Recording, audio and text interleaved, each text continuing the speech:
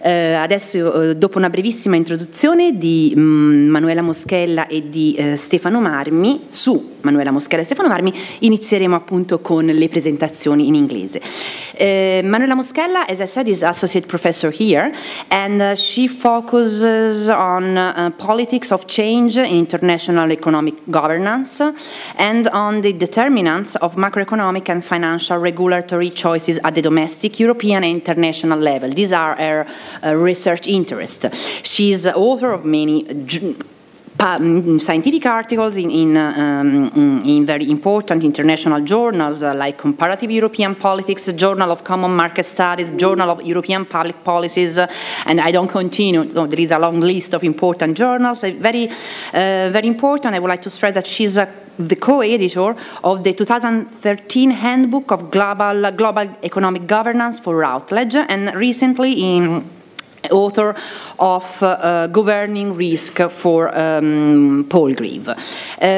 Stefano Marmi, professor of matematica, fisica matematica alla classe di scienze della normale, full professor in particular of dynamical systems. I studied a lot your short bio because many terms are very new for me, so dynamical systems, and he is also director of the Center Research Center in Mathematics, Ennio De Giorgi, and coordinator of the PhD program in Mathematical Finance at the Scuola Normale. He is author of several books on dynamical systems and analytical mechanics, published in Italian and English for many important publishers, and he is also author of over 70 publications on peer-reviewed international journals on topics ranging from dynamical system and financial mathematics to number theory and statistical mechanics. So I leave immediately the floor to Stefano Marmi. Is it right that you start? Hai anche una...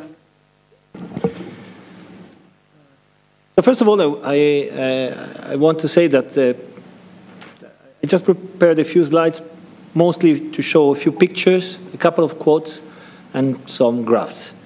And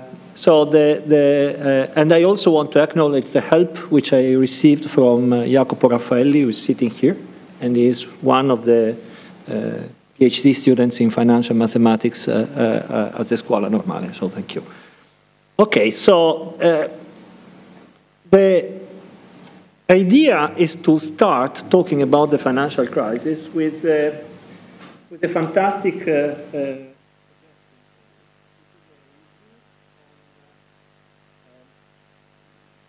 there's a paper by a very distinguished professor of finance at the Massachusetts Institute of Technology, Andrew Law, on the Journal of Economic Literature in 2012. And this paper is Reading About the Financial Crisis, a 21-book review. So he did his job seriously, and he read 21 books, and then he presents his opinions about this. And let me start reading you the first few lines of this paper. In Akira Kurosawa's classic 1950 film Rashomon, from which you see this picture, an alleged rape and the murderer are described in contradictory ways by four individuals who participated in various aspects of the crime. Despite the relatively clear set of facts presented by the different narrators, a woman's loss of honor and her husband's death, there is nothing clear about the interpretation of those facts. At the end of the film, we are left with several mutually inconsistent narratives, no one of which completely satisfies our need for redemption and closure. Then he goes on explaining that the film was celebrated by the Academy, but a total flop from the point of view of income, of success. And the comment is, this is no surprise. Who wants to sit through 88 minutes of vivid storytelling only to be left wondering who done it and why? 6 decades later, Kurosawa's message of multiple truths couldn't be more relevant as we sift through the wreckage of the worst financial crisis since the Great Depression. So Andrew Law starts his paper on the Journal of Economic Literature, basically saying that after reading 21 books, he has got 21 different opinions on the financial crisis, and then the question whether we are talking about truth, lie, what is the narrative, how to explain what happened, and so on, stands pretty much open. And the nihilism, which is basically at the basis of the film at the basis of the movie of Kurosawa, is perfectly justified also when one comes to financial matters. So the same law, the same Andrew Law, a couple of years before, gave a talk at the Society for Industrial and Applied Mathematics. Okay, so first of all, I will explain. I hope at least it will be clear at the end of my presentation why the hell we are talking about mathematics, talking about the financial crisis. Because, I mean, it's not completely obvious, okay? But I hope it will be clear very soon. So he gave a talk at the conference of the Society for Industrial and Applied Mathematics in the United States. And the title of the talk was Kill All the Quants, which is a nice title, right? Models versus mania in the current financial crisis. That was a talk in 2009. So, I mean, the financial crisis has basically just started. And, okay, this comes, of course, after the bankruptcy of Lehman Brothers and most of the turbulence on the financial markets, but the spillover of this to the economy and the unemployment and so on were still hitting in a pretty harsh way the economics of the United States and later other countries. So this is a summary of what happened. So, I mean, I will not read it, but I mean, by the way, if you want to have a timeline and a description of what happened in the financial crisis, there are plenty of, any of the books suggested by Andrew Law will do very well. I mean, you will get one point of view on the financial crisis, which is not going to be the point of view, because nobody has the point of view, but at least you will have the timeline correct and some of the relevant facts which are clear.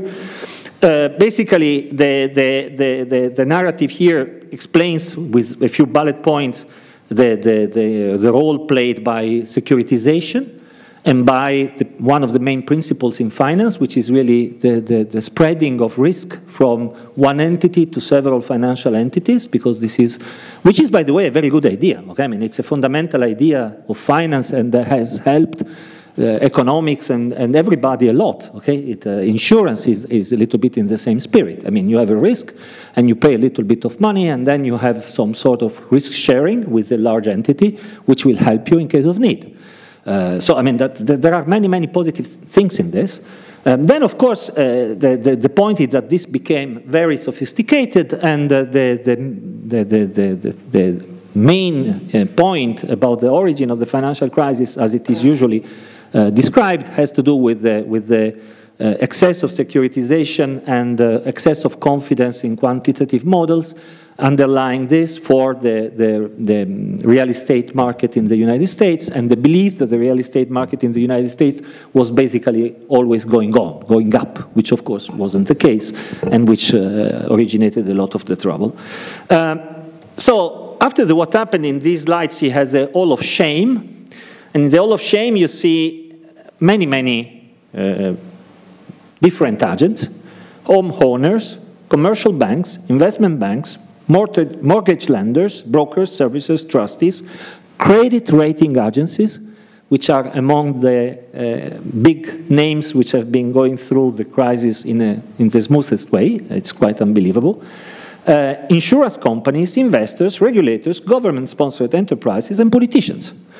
Politicians also play an important role because, I mean, all the pressure for providing access to credit to subprime borrowers, allowing people to buy a home. Basically, there were the so-called loans which were called NINJA, no income, job, or asset. So you go to a bank and they ask you, do you have an income? No. Do you have a job? No. Do you own something? No. Okay, here is $50,000 for you. That's quite unbelievable, okay? That's the way it was working. So, because, why was this possible? Thanks to math, okay? Math somehow provided the blanket covering this kind of activity. So, it's normal, this is still Rashomon after this introduction, that one is confused.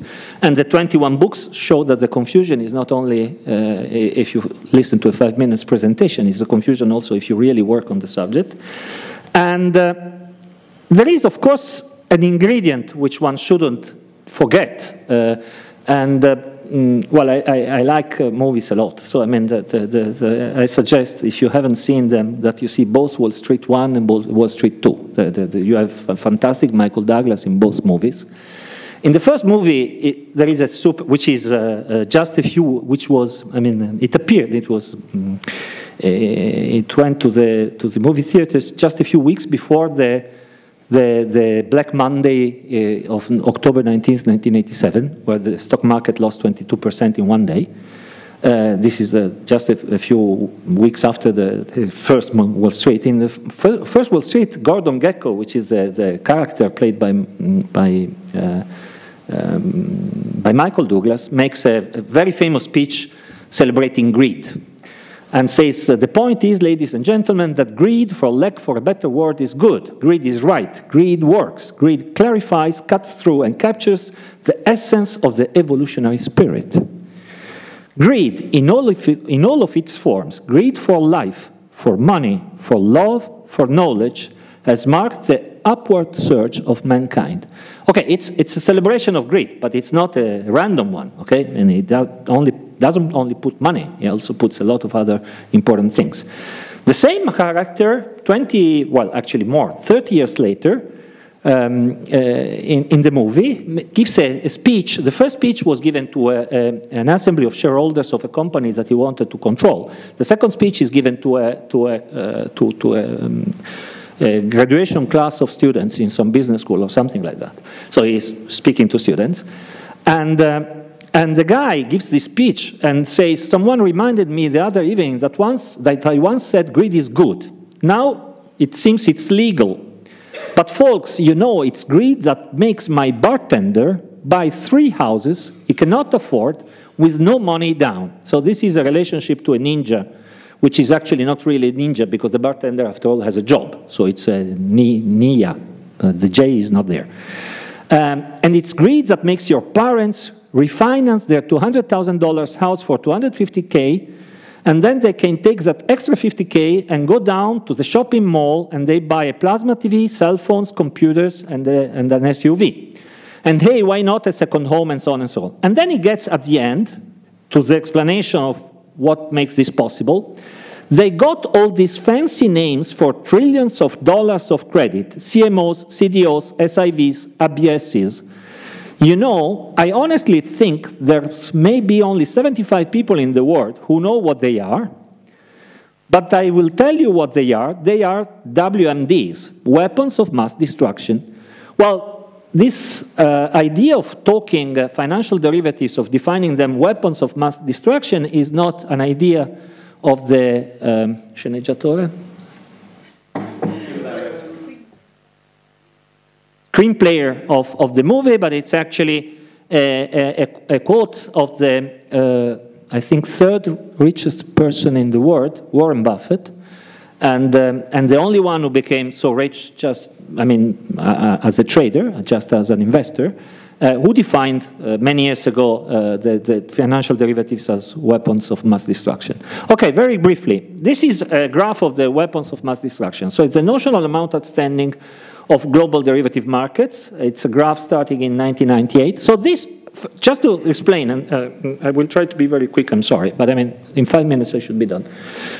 This is something which has been created by mathematicians. Okay, this is math. Okay? Of course, it has to do with finance, economics. It's not pure math. It's applied math. Okay? I agree. But it's math. So the idea, so this is basically the outcome of an adventure which started in the 70s with, on one side, at Thorpe, and on the other side, Fisher Black, Scholz, and Merton, who somehow found a formula for options, and then building on this, we have found formulas for almost everything, under certain assumptions, which are wrong, but which are convenient for us because we can make our job, which is to prove theorems and to write formulas and to write code for computers. So, and this has completely changed the face of economics and finance, and now the notional value of the market of derivatives is $800 trillions trillions of dollars. So the world GDP is 80 trillions. So the notional amount of financial derivatives is 10 times the world GDP. Okay?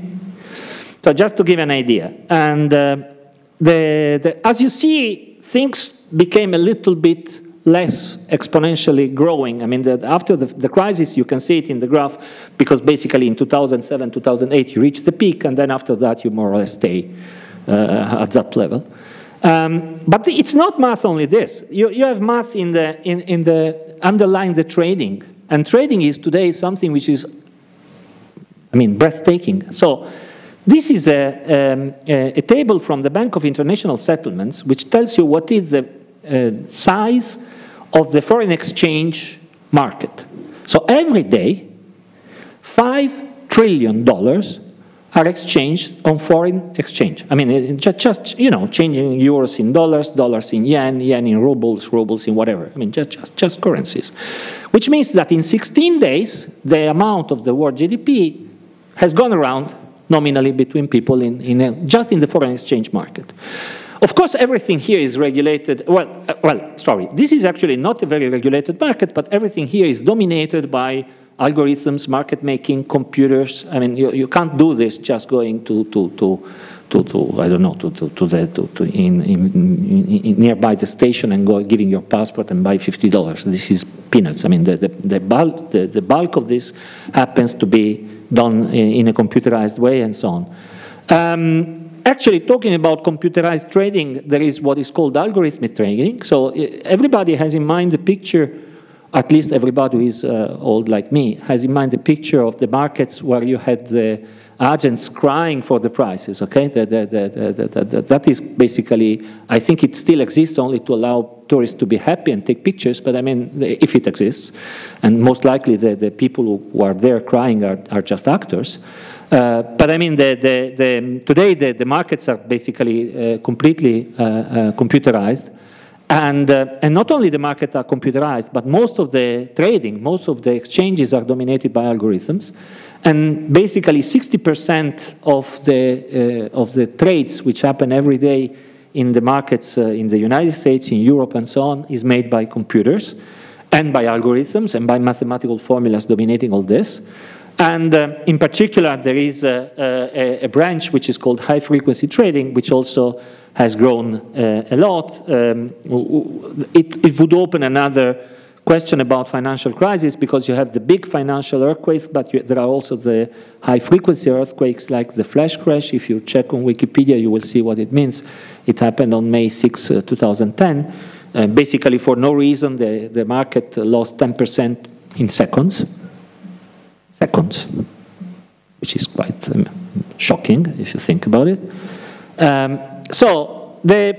And moreover, not only this is a trend which has not been interrupted, but it's a natural trend in some sense. I mean, we have always been using innovation in all possible directions. So I'm presenting this with just to give you the facts, okay? Because, I mean, if we want to talk about the financial crisis 10 years later, if we want to talk what is today finance and so on, one has to remember that there is this level of sophistication underlying this, okay? And so the request, for example, now the traditional role of fundamental analyst in investment banks has been mostly replaced by quantitative analysts and, of course, data scientists, which are, I mean, data science is together with artificial intelligence, are the two buzzwords today. So this is again from Rashomon, and I think it's perfect, because the point is we can get 21 different narratives. There are a few lessons which we have got. I mean, it will become rapidly very technical, but it is about the notion of risk and how difficult it is to capture correctly the notion of risk. So on this there has been progress. Of course, it has to do with the problem of leverage and excess leverage. Leverage is basically the idea that you use money that you don't own to do things. So you may think this is something nasty, but this is basically how banks work since the 16th century. I mean, that's, you You cannot have a bank without leverage. I mean, that's the way they work. That's the end of, and I think that despite all what one can say about banks, they have played an important role in the development of mankind. So, I mean, one has to be objective about this.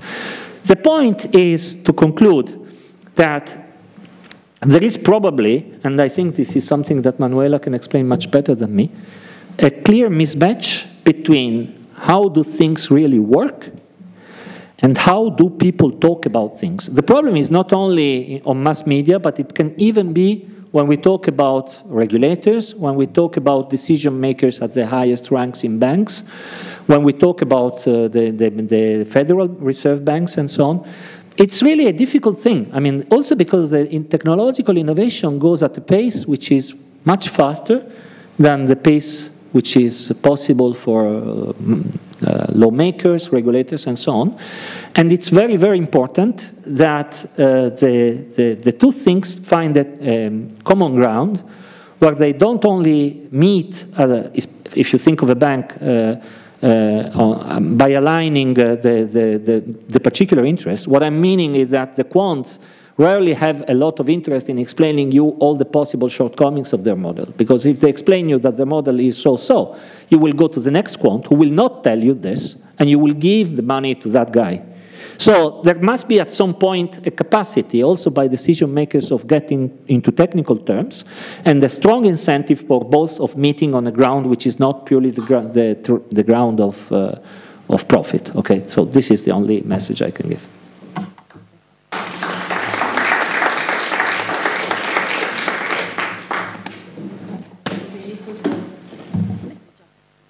Thank you. First of all, thank you to everybody here, and especially to our colleagues from PISA and to Stefano in particular for having accepted this challenge to talk about a common topic from very different perspectives. Let me start with a personal story here, and Manuela was so nice to remind about my book, which was my dissertation. I started my dissertation back in 2004, in the middle of what is known as the Great Moderation. Right? When everything was fine, it was the perfect place for the mathematicians. I mean, we thought we had it all. We had no inflation, good rate of growth. It was wonderland. And I started working on a dissertation on financial crisis, right? I mean, it was a serious high risk. But I was among those that profited from the crisis, I have to say. I didn't gain any penny. Okay, I should have placed some bets on the market, but probably I got my job in this way. So when I finished my dissertation right in time, June 2008, there was the bust, right? And after that, I've always been, I was sitting, of course, on an important topic. It was a very timely, and since then, together with other co-authors, we have been analyzing all the consequences of the crisis, especially the political consequences in terms of regulatory reforms, the change in the institution building. So this has been really my areas for quite some time. For today's talk, when Stefan and I were starting thinking about this topic, I'm going to start with a question that we raised in the leaflet that we circulated for the meeting. And is the question, did we learn, right, from the crisis? You know, we are celebrating the 10th year anniversary, and so it's a legitimate question to ask, have we learned from what did we learn, right? And the question that I want to raise here and really problematize here today is, have we learned from the crisis, right? Based on all the studies that we have and the history of past crises, have we really learned from what happened 10 years ago? Okay, so let me just go through some issues. So stage one, a financial crisis, it's building up of risk. Okay, there is a moment in which risks start accumulate, and this is, of course, a tulip. Okay, and anyone studying financial crisis will start with a book of history of financial crisis, right? And the standard textbook will start the story back in the 17th century in the Netherlands, when there was this big mania for tulips, okay? And this is, ladies and gentlemen, Semper Augustus, the most expensive tulip that has ever been sold, okay? So I think that the reason why this tulip mania is so widespread is because it's crazy, right? Who would pay a lot of money for a flower, right? But it's crazy. It's the history of financial crisis. There is always something that becomes so valuable until a point in which it crashes, right? And so we knew. And because, I mean, since the 17th century up to 2008, there have been really several financial crises, of course, of different intensity in different parts of the world. Back in the 1990s, the crises that I used to study in emerging market countries were not less, intense than the one of 2008. But so we know that there is a credit cycle, that capitalist systems are organized in this way, okay, that we have a series of booms and busts, right? And you can see it from this graph. There is the stealth phase in which, there is some asset that becomes fashionable, and it's usually means some of the smart money. It's on the graph, right? It's, money market managers, investment banks that start the drive. Then, there is the second stage in which, it becomes more widespread. We all realize that there is a good moment for making easy money, profit, and then you have the institutional investors kicking in, pension funds, insurance funds, and then it opens up to the general public, up until a point in which usually there is a trigger and confidence collapse, okay? And we can easily follow this graph to retell the origins of the crisis, because I'm sure that we all know in this room that the origins of the crisis lie in the very unknown at that time market for subprime mortgages in the United States, right? Who cares about subprime mortgages in the United States? The problem was that subprime mortgages were suddenly used as collateral, as the basis for creating other type of securities, the mortgage-backed securities, which became increasingly fashionable. Everybody bought it. European banks bought them. They liked them very much. All of them bought it, until a point in which the housing cycle started turning bad. We had declining house prices, increasing foreclosures, financial institutions start suffering losses, the value of the collateral starts becoming tricky, and confidence evaporates. Banks stopped lending to each other, and it was a disaster. It triggers the financial panic. Everybody's getting out of the market. Nobody can sell in a panic, and this is exactly what happened. But the point here really that I want to convey to you is, okay, we kind of knew that already. It's really the history of financial crisis is full of this example. Very interestingly, it's and also the movies that Stefano was mentioning before. If you watch this movie, there is always somebody that gains, right, from a crisis because they're able to predict it. But more interestingly, from my point of view, is that there were important voicings that were raising an alarm bell. Okay, something is going on. The housing market is going to collapse, and among them, there were many. Okay, but I cite some of the most prominent economists who have really raised an alarm bell. Raghuram Rajan, that was at that time chief economist of the IMF, not the least organization in the world, allow me to say, that now is the central bank governor of the Bank of India, and Nouri Rubini, another quite famous economist. They all raised an alarm bell, okay? We might really, our ship is heading towards the rock. But these calls fell on deaf ears, and for a political scientist, this is a very interesting question, okay? Why, sometimes these calls fall on deaf ears, and there are a couple of hypotheses out there that, of course, we were living in this moment of ideational bubbles, the idea that markets know best, that, we cannot stop the music while the play is still going. But as a political scientist, there is also a political, part of it, because of course policymakers have an interest not to get the punch bowl out of the party while the party was still going. Who is the politicians who wants to be remembered for stopping economic growth? You bet on the future. Probably I take a risky decision. I do not stop anybody here. And if I'm lucky enough, it will keep growing. It's really politics. It's also politics at the heart of the subprime mortgage market because, of course, U.S. political authorities incentivize those markets. Okay? So there is really a political and important aspect in all of that.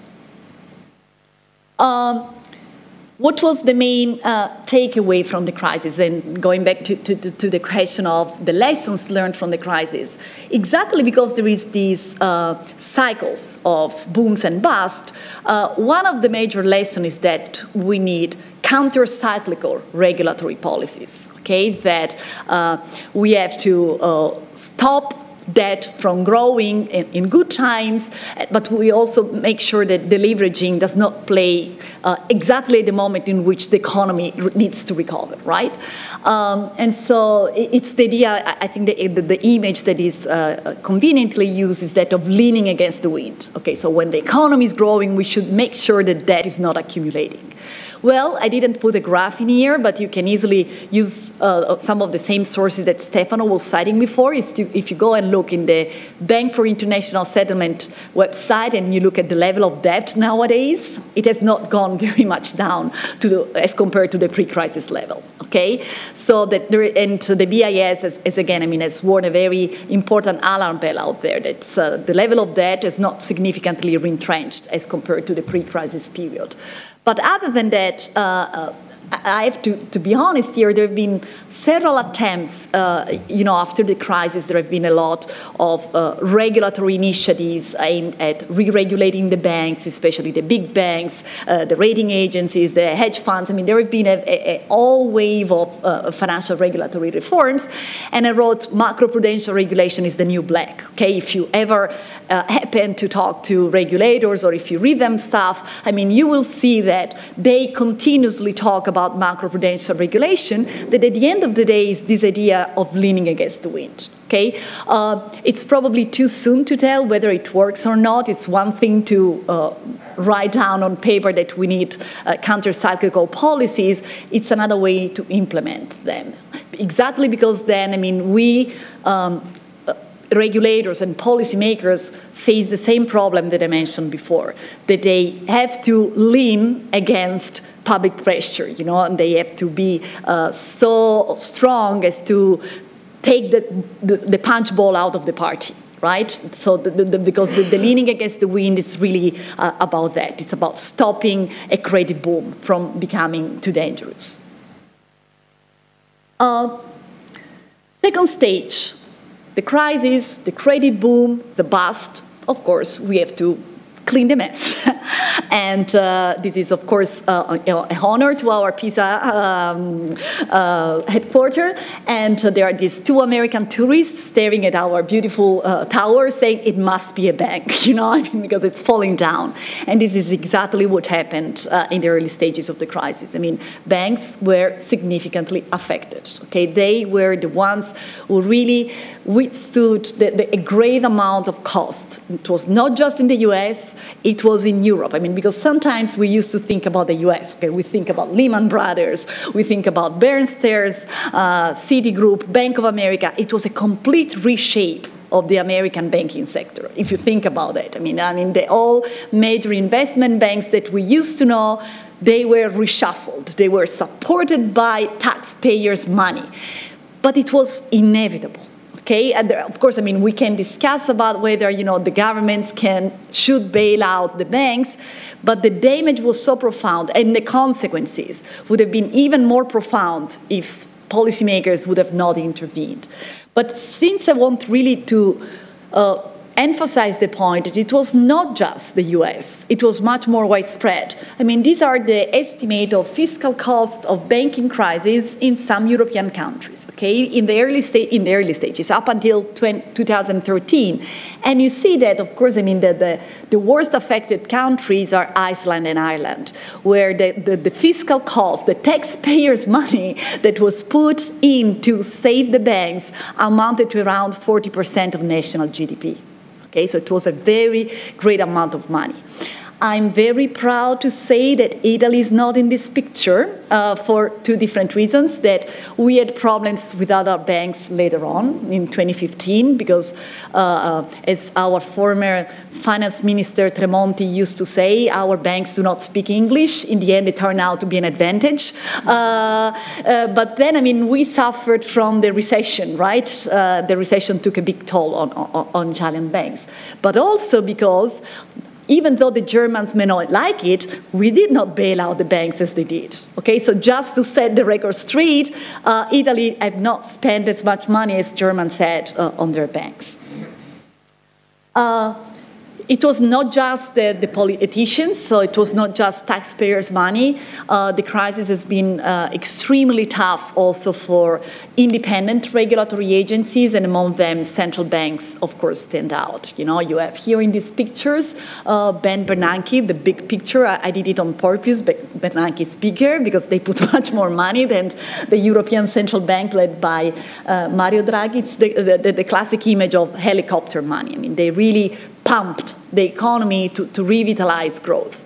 But this, of course, was associated with great criticisms. I mean, nowadays when we talk about central bank independence, there is a question mark at the end of it. Okay, whether it is good or bad, we can discuss, but for sure it's a bigger transformation. I mean, for 20 years at least, we took it for granted that central banks are independent. Nowadays, the situation is much more complicated. And then, of course, I mean, in cleaning up the mess, in putting taxpayers' money in it, we know that there is the political backlash, right? It was inevitable. I mean, political science knows about that. We know that economic hardship has political consequences. And it's, again, another area that has received a lot of attention. And, of course, Manuela is here and works on populism, so she will find some echo in what I'm going to say. But, I mean, the economic hard times has been associated, of course, with punishment of national governments. I mean, we may also include the Italian government in here. Berlusconi after that out of office, but the classic example is also the Irish government and the defeat in national polls during the crisis. Increased political polarization, and here it's really Manuela's turf, support for nationalist and right-wing parties. But again, it's a deja vu, you know? I mean, I wrote down the Great Depression, which is probably the most scary scenario, but we know that. I mean, the rise of fascism is associated with the Great Depression of the 1930s, okay? We know that. I mean, it's something that, I mean, political scientists have been studied for decades. Of course, I mean, nowadays it's back in fashion because it's always very difficult to trace to what extent is economic hardship that is translating in these political developments, but it's something that we all know. I put it also that one of the consequences, probably not straightforward, but is also this climate of anti-expertise disdain, right? I mean, we hate the expertise, but now also thanks to Stefano's presentation, we know that we should not blame the expert, not blame the bankers, not the governments, let's blame the mathematicians, right? So we can add them to the culprits, right? It's but it's really part of this ongoing backlash that is taking place. Stage 3. So the boom and bust, cleaning up the mess, the political consequences of cleaning, and then are we back to normal? You know, as if nothing happened, right? Because as I mentioned, you know, on the eve of the crisis, there was this moment in which all the politicians, I remember Gordon Brown in the UK calling, you know, we need a Bretton Woods moment. We have to re-regulate, find something to keep this financial system under control. There have been really serious bouts of financial regulatory reforms in several areas. All of them have been extremely important. But, I mean, these are some titles from the Financial Times. You know, U.S. plan to roll back Dodd-Frank. Dodd-Frank is one of the major P's of financial regulatory reform implemented after the crisis. In 2018, the U.S. Congress rolled back some of the most important parts of Dodd-Frank Act. It's not just the US, in Europe is the same. Global financial regulators, who are institutions like, I don't know, Financial Stability Board, they have pressed the pause button on global financial rules, you know, and several pieces of these financial regulatory reform efforts are under pressure, you know, that they risk potentially a backlash. There is the risk to be repealed. Once again, is it new? I mean, I wrote the Glass-Steagall precedent, right? Again, I mean, let me borrow from the Great Depression example, okay? Back in the 1930s, there was this usual, you know, script, you know, the crisis, the political backlash, and then politicians respond by saying, okay, we need to re-regulate, okay, let's put a brake on financial markets. And one of the major pieces of legislation in 1933 was the Glass-Steagall Act, which imposed a separation between commercial banks and investment banks, okay? There are two institutions. One is the commercial banks that lend to people like me, like you, and the other ones are the investment banks that invest in the markets, okay? In the 1990s, under the Clinton administration, Clinton repealed the Glass-Steagall Act. It was the beginning, you know, of the phase of deregulation and the rise of financial globalization, okay? So is it something new or what's going on? I mean, I think that there is a beautiful book. If you have not read it, I strongly recommend Reinhardt and Rogoff book, two great economists. This time is different because, I mean, they really emphasize how humans tend to forget, you know, about the past history, and also as social scientists, as political scientists, we forgot all the studies that we made in the past. So to paraphrase Mark Twain on history, a financial crisis doesn't repeat itself exactly, but it has a rhythm, okay? I'll stop it here. Thanks. Thank you. Okay, so thank you to Manuela and Stefano for these two very interesting talks and very thought-provoking. And I think they both have raised many issues.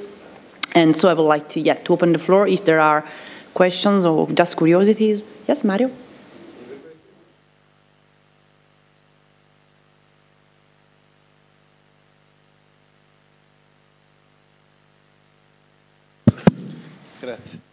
A question on the specificity of the models on currency exchange tradings, because there is a difference between the derivative or the stock market logic, where you can imagine that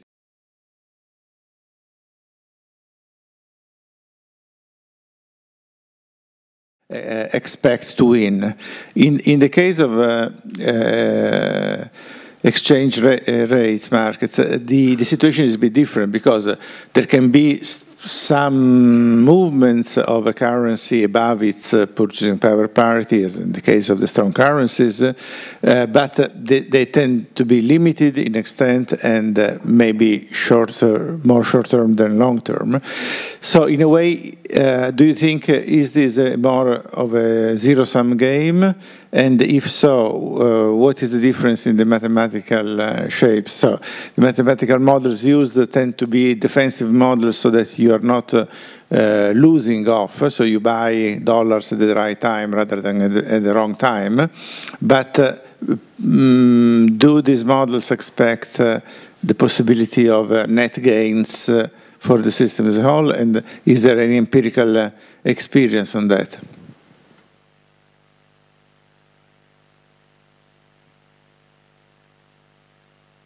Okay, thanks a lot for the excellent presentation, really stimulating. It's really fantastic. When I was listening to your presentation, I thought of the book of Adam Tooze, the historian in Colombia. He has two books, The Deluge and Crashed.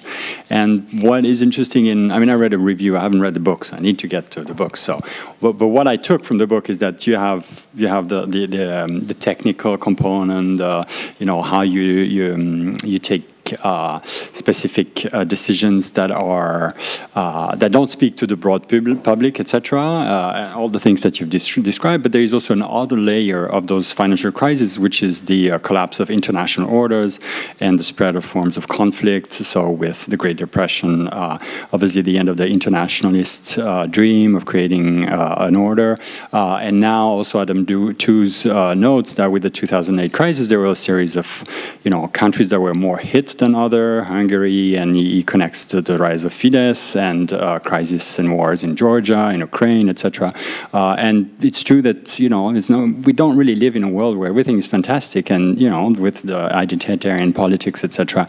There could be something of the kind. So I would like to hear you on this possibility of something that goes beyond the realm of economy and management and policies. Whether you share that type of pessimism, and also a broader question for us, the research community, is how do we make sure that the specificity of the knowledge we have doesn't remain enclosed in the discipline of dynamic systemics, or sorry, I don't know the or policy, or how do we speak, how do we address those broader risks, if you want, of amplification of crisis? Other questions or curiosities? Okay, I think you can start.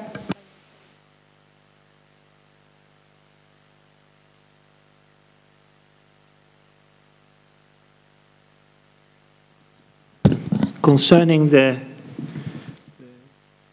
math of foreign exchange, I mentioned foreign exchange markets mostly because it's the most liquid market in the world. And I wanted to make a case for saying that really understanding how markets behave today requires a lot of technological insight and also a lot of mathematical knowledge. There are, in particular, for example, on the foreign exchange market, I have contacts with the industry because they have been supporting the PhD program in financial mathematics at the Scuola. And so, for example, you just talking to them, you understand that they need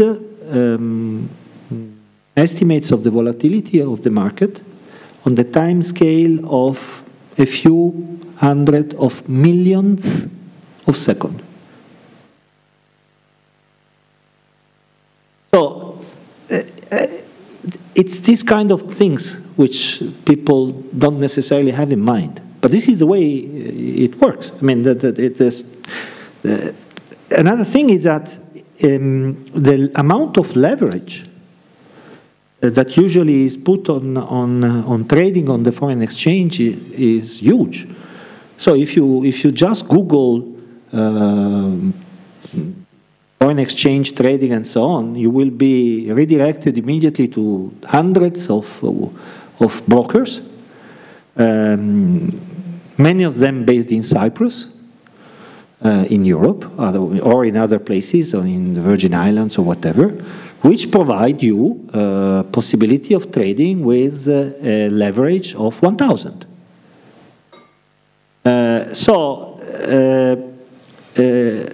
Which means that if you get your model wrong by 0.1%, you're wiped out. This is the leverage of 1,000. Now, you have this infrastructure, I mean this math and technology infrastructure, and at the same time you have the Central Bank of Switzerland, which in 2017, in January, with no anticipation to the markets, decides to withdraw the peg of the Swiss franc with the euro. And the cross rate moves by 20% in 1 minute, or maybe less.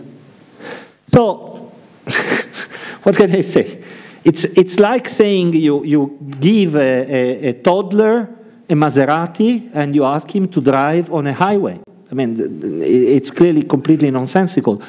Okay, I'm exaggerating a little bit, but for example, in that case, most brokers decided that the investors who were wiped out, they just were happy about this. They didn't sue them. Because what does it mean? It means that if you were in the wrong side of the trade between the euro and the Swiss franc on that day by, I don't know, with a net exposure of 10,000 euros, they would have been looking for you, probably asking 10 millions, which they didn't do to private entities. They only did to institutional entities and so on. So it's just to say that this is the flash crash of May 2010 was apparently prompted by a crazy order on the Standard & Poor's future by a not so huge institutional trader, so something almost retail, and then by a hot potato effect between high frequency traders and. And then if you look at the accounts, there were a number of transactions which were completely crazy and which were cancelled later because the regulators do their job. So for example, on the equity market, which is a heavily regulated market, if some trade happens at a price which is completely nonsensical from the point of view of the underlying economics, the regulators have the right to cancel it, which is exactly what happened at that time, because stocks which were exchanged 10 seconds before at $100 were exchanged at 1 cent. And these stocks were no secondary stocks. One of them was Accenture, for example. So, I mean, a relatively well-known company which capitalizes around, I don't know, 50 billion or something like that. So, what I'm trying to, I mentioned so the specificity of the forex market is certainly on the point of view of speed. I mean, it's the speediest of all markets. And, but I wanted especially to make the case about the need of more, in some sense of more merging between what is really the state-of-the-art research in academia, not only there, and also the regulators and the decision makers. I think there is a lot of difficulties. I mean, people are aware of these things, but they are rarely technically prepared to cope with them. And the industry has always a lot of edge relative to the regulators, not only in terms that is normal, and that has also to do with the competition, I mean, and also with all the conflicts of interest and the moral hazard. One of the major problems with regulators, of course, is that if you have been a regulator and then you work in the industry, you immediately get a salary which is 10 times plus larger than the one you were getting. And and of course, not all those who were regulators will be in the industry. So how much incentives you have to be tough on the industry when needed, and so on. But sometimes there is also really the need of more quantitative preparation. And for a long time, I don't know what is the state today. I haven't been in contact with the Italian Consob for many years, but for many years the quant office of the Consob was hilarious. There were 3 people. They have 200 lawyers and 3 people. And 3 quants. I mean, come on. Okay, I understand lawyers are important, but it cannot be like that. I mean, not today anymore. There are really huge distances between the state-of-the-art of the everyday life of financial markets and what happens in certain places, and this has to be dealt with. Yes, let me take on Benoit's question. Thank you very much, Benoit. It's really more my personal opinion, my 2-penny reaction to your question. I agree with you completely that the consequences of the crisis really spread beyond the economic realm, right? You can see them, you know, in economic voting, you can see in the social fabric of many societies. At the same time, right, I always a little bit concerned, right, when the crisis has become kind of a focal point, right, that we kind of blame the crisis for everything that goes wrong. You know, I was thinking about Italy when you were talking, and then I will go back to the interesting insight on international cooperation. But for instance, I mean, when we see the data that, you know, per income capita in Italy has stagnated for 20 years, then, I mean, you start thinking, okay, it's not just the financial crisis. It's not just a sovereign debt crisis, it's something deeper than that. And I think it applies to several countries. The issue of international cooperation is very interesting because, again, it's another aspect that is usually associated with financial crisis, that when there is a financial crisis, there is a tendency to look inwards, right? And so the cooperation does not really work out. In this respect, at the beginning of the crisis, I think that something unprecedented happened, because at the beginning of the crisis there was a lot of international cooperation. I remember that there was this talk that the system, the international economic system, had worked, right? Because trade protectionism was kept at bay. There was the creation of the G20 leaders, the coordinated interest rate cuts among central banks. There was a lot of cooperation. Then, I mean, the situation deteriorated later on, and so I'm still in two minds whether we can say it's the consequences of the crisis or it's a more of an intermediate effect. Of course, nowadays, I mean, we are living in this state in which we now have Trump on the one hand, the Europeans on the other, the Chinese over there. So it's more complicated. So it's certainly connected to the crisis. I'm in two minds to what extent is directly connected to it. Enzo?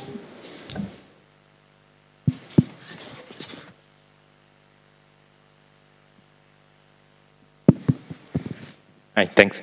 Given that in the past years I've been involved in a project that was looking at the reaction to the economic crisis from the point of view of collective actors, like most of the time social movement actors that were reacting to the crisis, trying to provide an answer to the crisis on their terms. Like they were anti-capitalist actors, but also like actors that were like sort of moderate actors that wanted to reform the capitalist system. From today, it seems that from both of your presentation, at least to me, it seems like I received this message that whether you want to reform capitalism or crash capitalism, what you need is a cultural revolution. Marmi was speaking, and I make it, very short, that the problem is the weak algorithms that dictate economics, our economics. Moschella was making the point that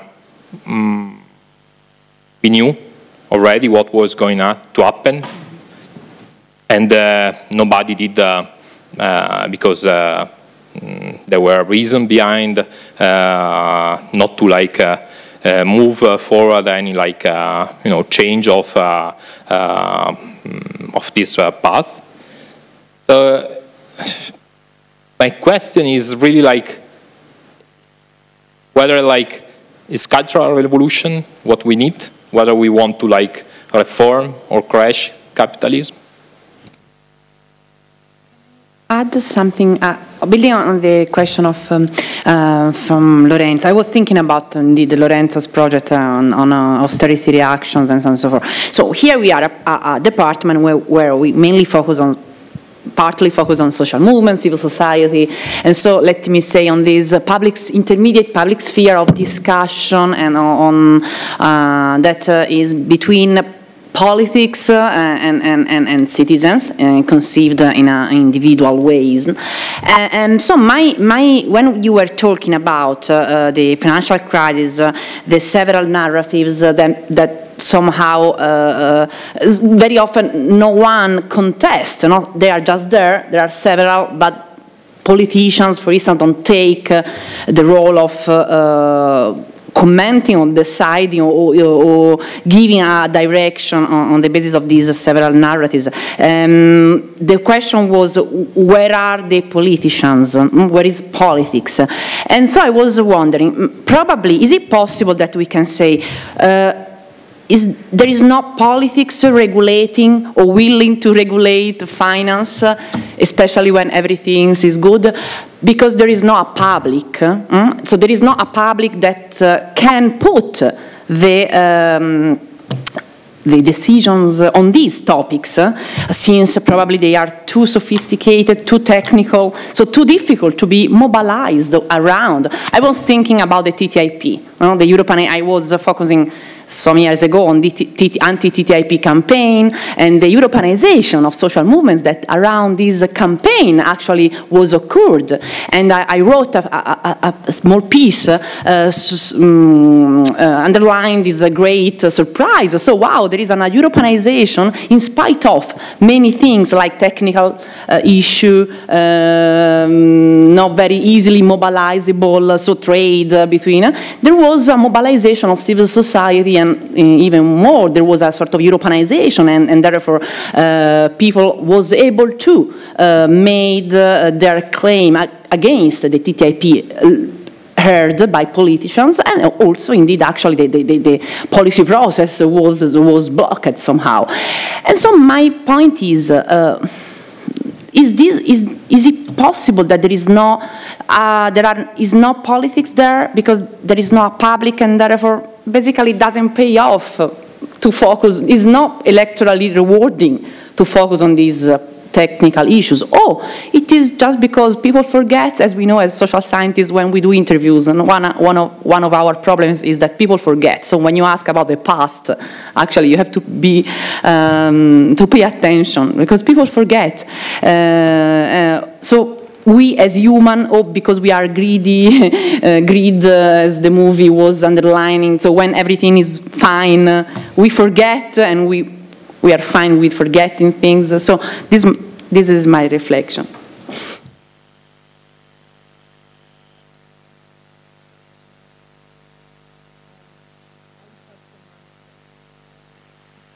I completely agree. I mean, it is an important point that neither me or Stefano have emphasized enough.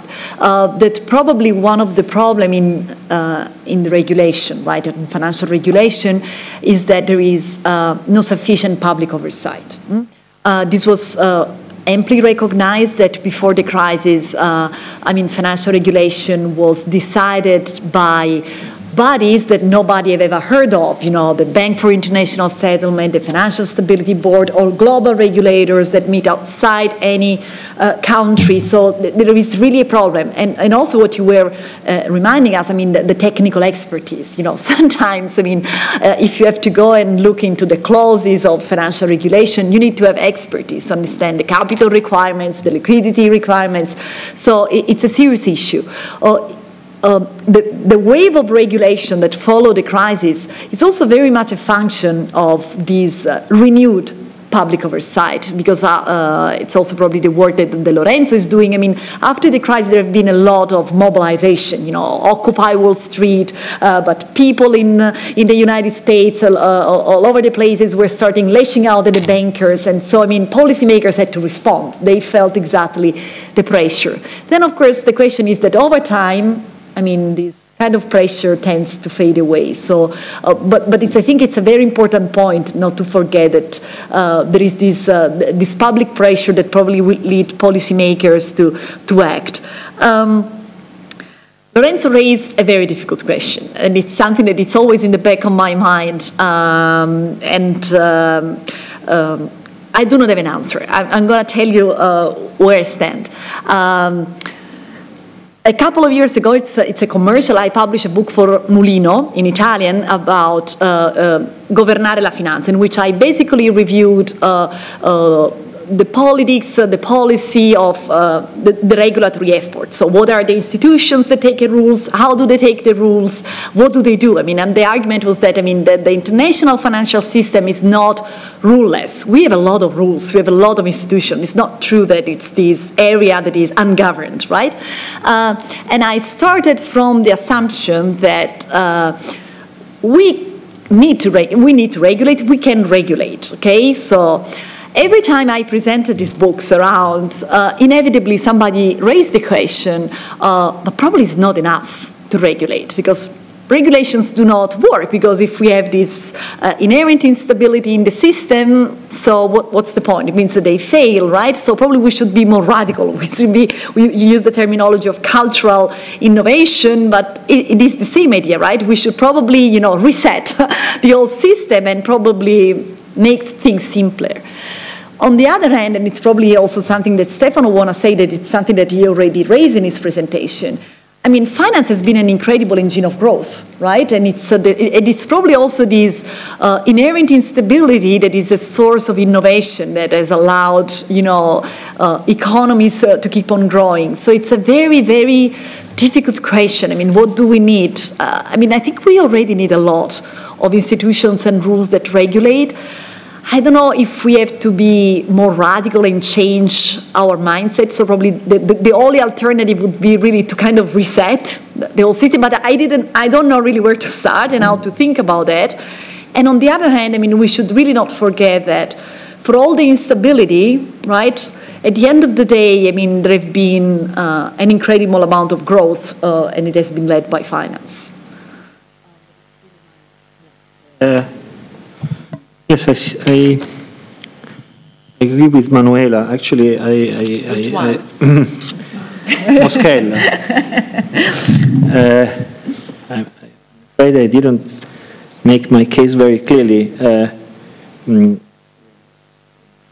Also, I think what I'm about to say probably will make me very unpopular, but I think capitalism, after all, does work. I know it's a minoritarian position sometimes, but I think it does work. Yes. I mean, at least in terms, finance has a decent track record. That's exactly the good reason for looking at everything which goes wrong. So there are cultural issues. For example, it would be a good thing, these are not mathematicians, these are economists, to abolish the word externality. Now, I consider externality the most hypocrite word I have ever heard in anything in my life, okay? It's completely unbelievable that people talk about externalities. Bhopal was an externality. Come on, I mean. Okay, young people, you don't know what Bhopal is. Check on Wikipedia, okay? And then we speak for hours about Chernobyl, but I mean, Bhopal has been much more serious. And so there are hypocrisies, but on the other hand, there are things which work. So I definitely stand on the ground of reforming, okay, and not destroying. And also to make it more reasonable, more... so there is certainly a problem of education. We're talking about regulation, but there is really a problem of education. People have no idea of what the compound interest is. At the same time, we live in a country. So look at the figures. The United States have an economy which is beyond the peak of 2008. And not only an economy, they have a stock market which is beyond the peak of 2008. The stock market in the United States is not something for the rich, because they have a very limited social security. So truck drivers and bartenders, they invest in the stock market, really. They do that. Okay? It's not an elite thing. Of course there are elites. I'm not pretending they're not elites. But it's a much more democratic thing than we think. I mean, we grew in Italy, which is a country where basically the finance assets in the family portfolios are probably less than 10%. And them are mostly government bonds or something, or mutual funds.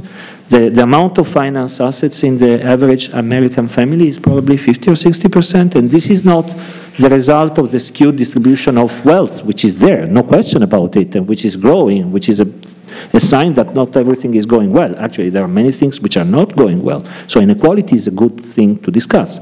But at the same time, there are many indicators like this. So I didn't want to give the wrong impression. So I think, for example, just to be very practical, there have been proposals saying, let's make the financial industry an industry which learns from its mistakes.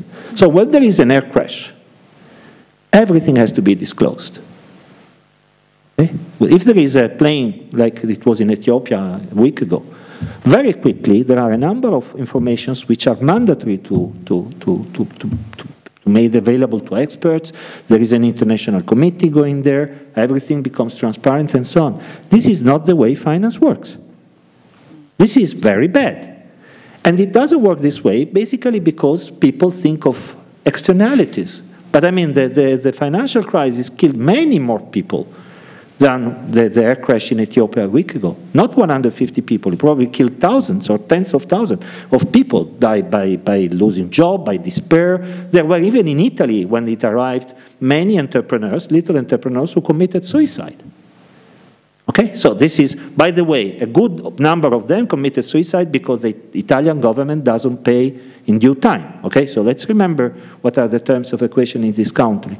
So I think there are a number of issues which have to be made clear. One of them is that the financial industry has to learn from the mistakes. Learning from the mistakes means that you make things available to researchers and that you don't content yourself of ideological answers and so on. So it making somehow the thing more scientific. Final caveat, it's much more complicated to get a scientific grip on what happens in finance than on airplanes, because airplanes are very complicated, but after all, the laws which govern how an airplane goes are the laws of fluid dynamics and things which have to do really with physics and math. Okay, then it becomes very sophisticated, but there is an engineering problem, but the underlying laws are well understood. The problem with finance and economics is, first of all, that the underlying laws are much less understood, and secondly, that financial entities are made by human beings, so when you discover a law, they tend to react on the law, what Soros calls reflexivity. I mean, the fact that agents change their behavior once they know that a certain thing has been discovered or a certain law has been found out. So it is intrinsically more sophisticated. There is clearly an epistemological point which is unsolved, but which, by the way, explains why for a very long time finance was not considered as an academic discipline.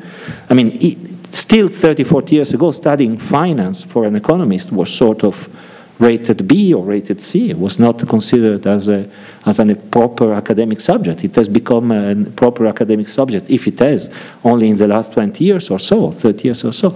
So there are many issues, but I really think that what is needed at the level of public is education.